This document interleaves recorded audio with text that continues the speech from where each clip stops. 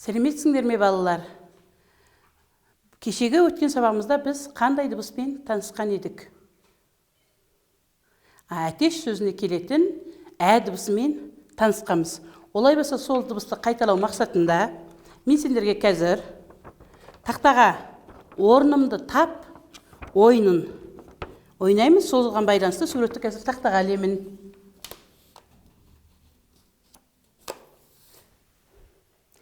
Ретсіз тұрған әріптерді ретімен орналастырып, мына жағында тұрған суреттерге сәйкесімен сызықпен қосамыз. Бірінші сөзді Д, Р, Ә, І, Г, Р, Е әріптер бар екен. Осы әріптерді пайдаланып, мына суреттерге сәйкес қай сөзді шығаруға болады? Жақсылап ойланып барып, сол сөзді шығарып көрейік.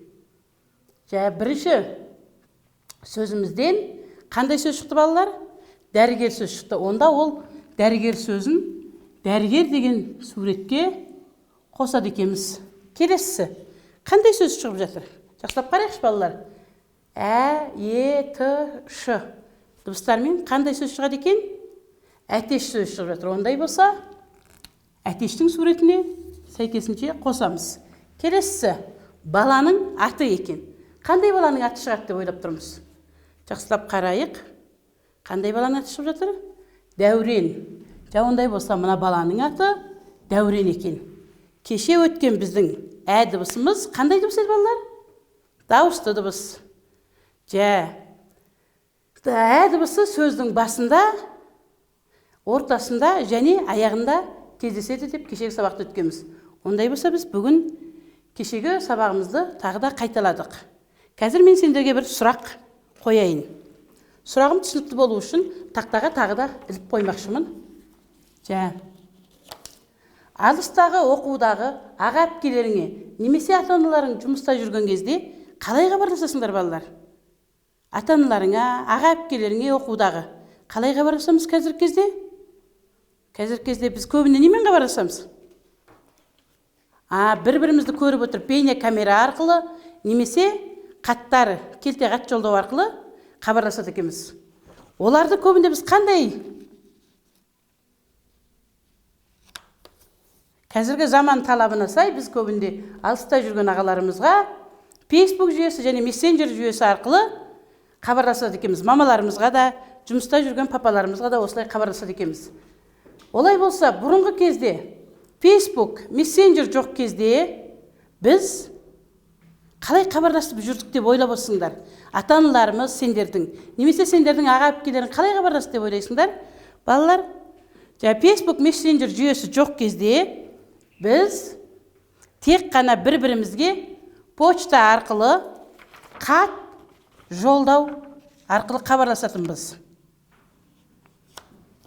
Хатты жолдаған кезде біз ол хатта өзіміздің алдымен сәлемдесіп жағдайымызды білсек, одан кейін өзіміздің күнделікті өмірімізде болып жатқан іс-әрекеттерді жазып, почта арқылы жіберетінбіз. Бұл почта арқылы жіберген хат хабарларымыз үйлерімізге бір айда немесе 2 айда келіп хабар алатынбыз. Ал біз қазір әлемнің кез келген түкпіріндегі ата-аналарымызға, ағайын туыстарымызға, аға әпкелерімізге бір сәтте ғана хабарласа алады екенбіз. Ондай болса, біз өзіміздегі жаңалықтарды бөлісу үшін нені пайдаланады екенбіз? Хат жазады екенбіз және хабарлама жібереді екенбіз. Хат, хабарлама сөздерінде бізге таныс емес қандай әріптер немесе қандай дыбыстар естіліп тұр. Көріп тұрмыз ғой. Мұнда жазып қойдым, көріп тұрмыз. Ал айтқан кезде де хат, хабар. Қандай дыбыстар екен бізге таныс емес? Х дыбысы екен. Әрине балалар, Х дыбысы бізге таныс емес. Ондай болса, Х дыбысын біз бәріміз бірге айтып көрейік. Х дыбысы қандай дыбыс екен? Дауысты ма жоқ әлде дауыссыз дыбыс екен? Дауыссыз дыбыс екен. Ондай болса, Х дыбысы дауыссыз дыбыс екен. Бүгінгі біздің сабағымыздың тақырыбы Х дыбысы мен әрпі. мен танысатын сабақ екен. Қ дыбысы дауыссыз дыбыс болғандықтан біз қандай өңмен бояушы едік? Көк өңмен бояймыз, тағы да қандай үйге орналастырамыз? Көк үйге орналастыратынбыз. Х дыбысы дауыссыз дыбыс екен. Бұл Х дыбысының баспаша үлкен түрі, мынау Х дыбысының баспаша кішкентай түрі екен. Х дыбысының баспаша түрлерін, кез келген әріптің баспаша түрін біз жалпы газет, журналдардан көреміз. Х дыбысы, мен қазір сендерге байланысты бірнеше сөздер ілейін деп тұрмын. Сол сөздердің атауларын оқып көрейік.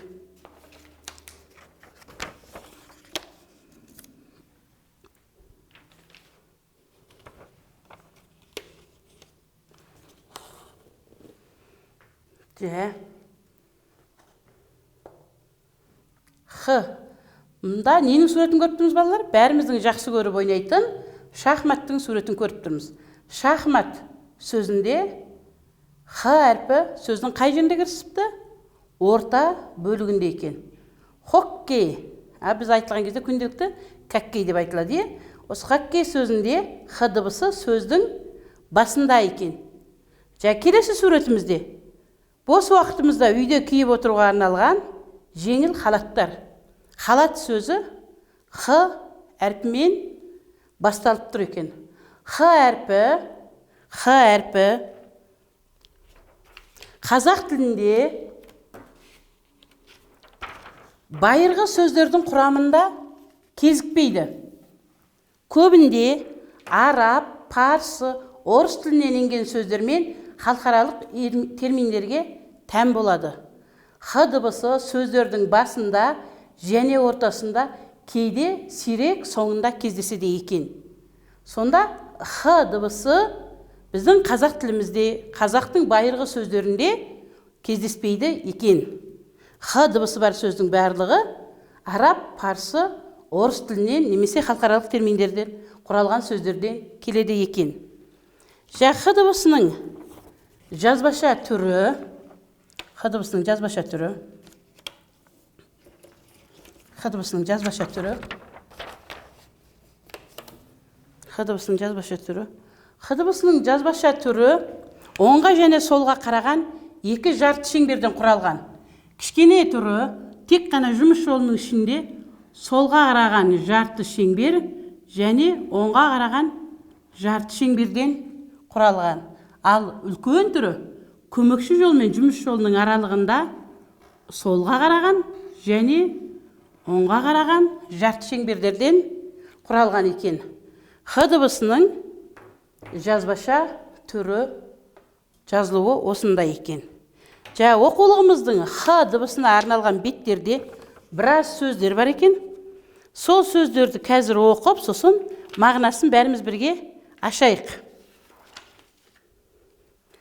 Бірінші сөздерді оқып көрейік. Хан. Хан дегеніміз ел билеушісі деген сөз екен. Хор, топпен бірге тұрып, ән айту. Хош, жұпар, әдемі деген сөз. Хлор дегеніміз химиялық зат екен. Келесі.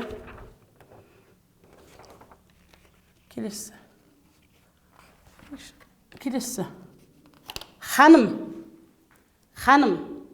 Бұл қанның үй іші, немесе жары. Халал сөзі істеуге болатын істер, немесе тыйым салынбаған жеуге болатын тамақтар деген сөзді білдіреді. Хабар бұл жаңалық деген сөз. Хадис сөзі діни кітаптарда айтылған қасиетті сөздерді хадис дейді екенбіз. Келесісі.